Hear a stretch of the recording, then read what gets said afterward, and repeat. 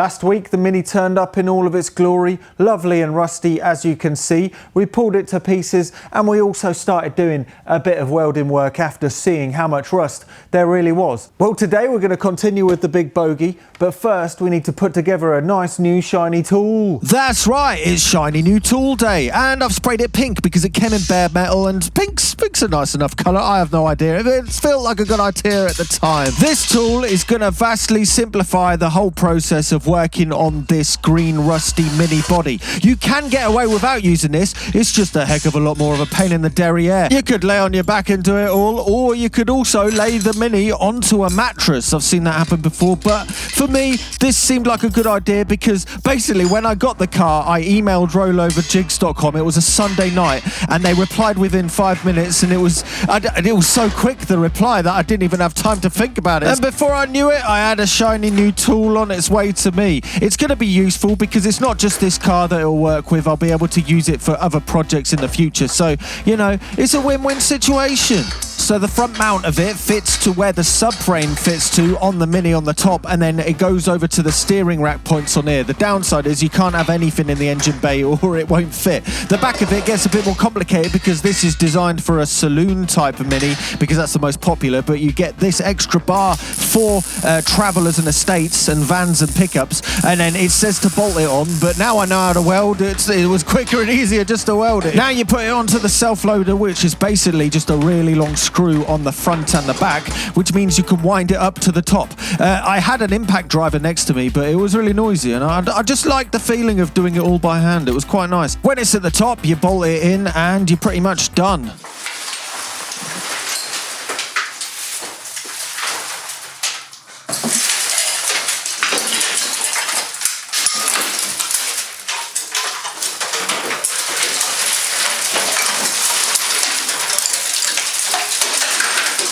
I'm sure you can agree this thing is seriously cool. I'm really glad I went for the slightly more expensive one because of the wheels, so you can move it and clean out underneath it. And also, I'm very glad I went for the welded one because assembling it took 2 hours or so, and I would have, you know, it would have just taken another day out of this time. And as you can see, you could just spin it around. It's like the world's biggest percussion shaker. Literally sounds like a shaker. Oh my God, there's so much crap in here. Oh, I don't know whether I've got it completely balanced. Good grief. Every time I roll it, there's more rust that falls out.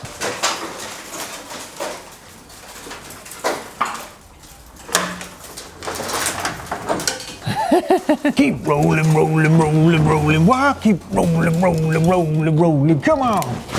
Oh yeah. To be honest, I could do this for hours, just rolling it around, listening to it. In fact, maybe I should make a sample pack as a shaker.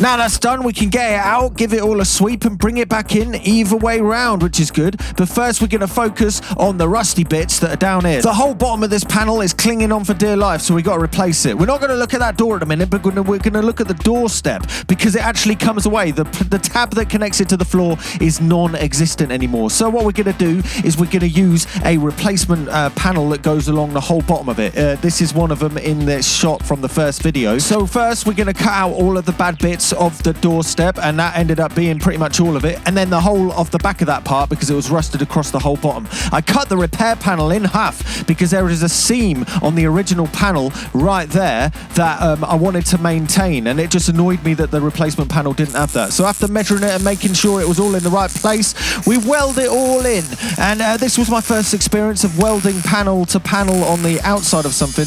It worked out all right. I kept the grinding to a minimal so it's still slightly visible, metal, and I don't use filler because it's conceptually pointless, and with this panel it's already rough as a dog. This is my attempt at patinaing. We'll have a chat about how we do that in a second, but I think it looks alright. And yeah, the doorstop, it's hanging on by thread at the minute, but it'll be welded onto the floor when we put a new floor in. I did try different methods of the patina. This is my favourite. I used the thin enamel, and then I used a dryer to dry it, and it ends up drying patchy, and it looks as dodgy as the rest of the panel, which is what we're going for. Now, I know my choices on the finish of this vehicle are a little bit controversial, like I saw in the comments in the first video about the wood and the patina and stuff like that. But as you can see, with the repair on top of the primer, putting the almond green that the car used to be, and then putting Brooklyn's Racing Green thinned enamel on the top, so it kind of has this similar patchy look to the rest of it, and then a bit of a clear coat mist over the top, I think it's pretty good. You can see a little bit of a remnants of the weld. I didn't put any filler in it whatsoever. I mean, if I was bothered about it being smooth,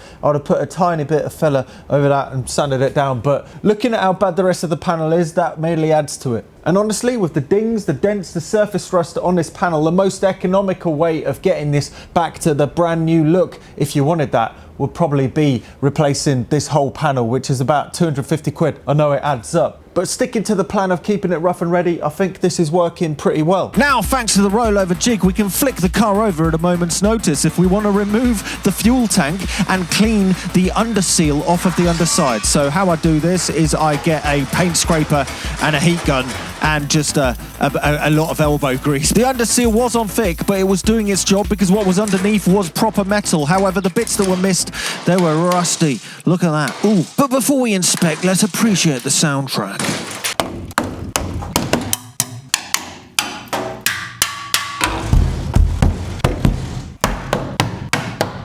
This corner of the vehicle is really bad. Like, as you can see, pretty much every bit of metal has rust on it. So we're going to start cutting bits away until we start seeing metal, and hopefully there is something left of the car after that. So we pull it apart panel by panel, trying not to damage the other panels whilst removing other panels. So what I do is I grind down the spot weld, lift up the part, and then grind that off, and then keep on doing that until we remove all of the bits of metal that are connected to panels that we want to save. And then we keep on cutting out bits of rust like here and there. This is the rear cross member. This is the part that holds the subframe, that holds the rear wheels to the car. It was completely rusty on both sides, so I removed it completely because I thought it was better to replace the whole thing than to patch it and bodge it, because I'd try not to bodge it. It's going to look bodged, this car, but it's not going to be bodged. This is the underside of the tub of where the spare wheel goes, and always there is a little rust hole there where the water has sat. But we're going to focus on this corner. As you can see in the first video, it wasn't even connected to the car, and when we turned it upside down, the floor was completely independent. There were two different countries. There was that much space between them. Anyway, what we're going to do is we're going to cut the rust out and use these replacement panels because it's a common place for these things to go, so they offer little replacement parts. So this is a replacement patch for the actual floor, so we weld that in first, and then I only did a little bit of grinding on there just so it's structurally sound. It's not a visible part. And then we're going to add this other replacement panel on the outside. On the other side of the car, we rinse and repeat, but to a lesser degree because it isn't quite as corroded. So I didn't use the whole replacement panel. I only used bits that I absolutely needed, and it turned out all right. And without fail, I've ended up with like some weird mustache. It was underneath my mask. I think the sweat kind of pulls it into my mustache. It happens every blooming time. What's going on? So this is a whole panel in itself, the rear floor. It goes from there all the way over to there. It's massive and it's quite expensive to replace, so we're going to be patching it all.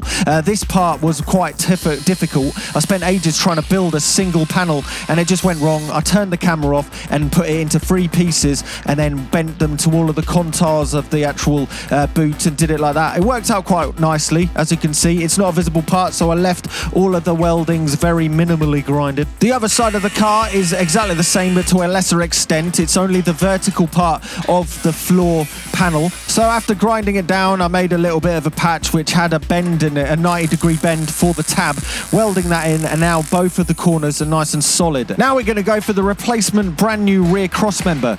Strangely enough, the holes are in a slightly different place, so I put another subframe on it to measure it out and then draw exactly where it needed to go, because that's what it's holding in the end of the day, so it needs to fit exactly to that. And then we did that. I put some spot weld holes in it and drilled them in and then spot welded it, but I also lap welded it because I wanted it to be proper solid in there, so it's got more weld worlds than the Humber Bridge.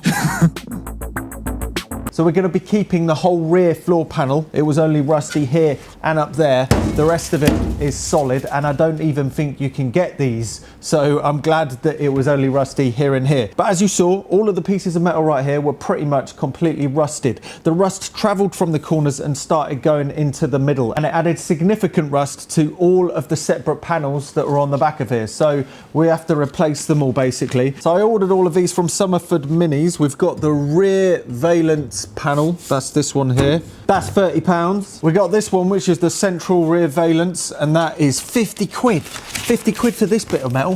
Blimmin' heck. That's because it's a real heritage part. Then we got the corners, which are real heritage parts, and that goes right here like that, somewhere like that anyway. You can still slightly see small reminiscences of spot welds of where the old panels used to be, so you can put them in place of where they were. I did this by eye, but very luckily at the end I did double check about the fuel tank, and it does still fit. Phew! So yeah, this is me kind of bolting it down, and when you're happy with it, you weld it in with a lot of spot welds basically. Running on a 1-inch pitch for these parts. Anyway, after spraying it, we grind down all of the metal surfaces that need to connect to each other. I use weld-proof primer on both of the sides, so when the bits of metal touch together, and if moisture gets in there, it's not going to rust. But yeah, we solder that bit in, and then we figure out where the corners go. This stuff, these heritage panels, they're slightly more expensive, but they just fit first time. They don't need faff. But I found the other ones are a little bit finicky, which is a pain. So it's really nice to actually just get them bolted in. You could get this whole thing done in half an hour, which is basically what I did. And I'm pretty damn sure that's because they were the real panels, not like pattern panels. This is because the heritage ones are made from the original mouldings. Anyway, it looks very nice, doesn't it? So we go over to the wheel tubs, and I had to do a bit of freeform jazz metal work over here because it was only a little bit rusty here, so we had to try and save the whole wheel tub.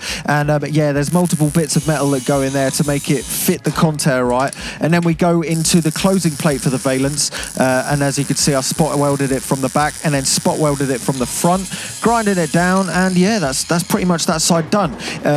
This is when I checked the petrol tank after adding a shocking realisation that it might not fit.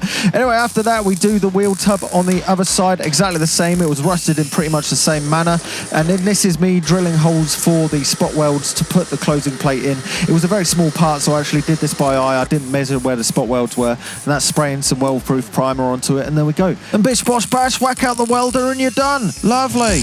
Anyway, that's it for this week's video. In the next video, we're going to be focusing on the big middle bit. You might think to yourself, that is going to take for blooming ever. Well, I've got a bit of a plan that might make it a little bit quicker. But in the meantime, I still have a really oversized, rusty old shaker. How cool is that? The point at which this video is out, I've already done that work, and it's over on Patreon. So if you want to see all of that and also all of the other projects and also support this project, then please go and check out over on Patreon because it makes it all possible. So thank you to all my patrons. Anyway, I'm Luke Mum No Computer. This is the Big Bogey. Have a lovely time. I think that worked out quite nicely. It's coming along. It's a little slower than I was expecting, but it was always going to be. Anyway, I've already done an update on the floor over on Patreon, so if you're interested in that, you could go and watch it now because it has been uploaded today as well. And yeah, I'm Luke Mum No Computer. This is the rather large bogey, and that is a big blooming jig. And yeah, lovely. See you later. Toodly-doo.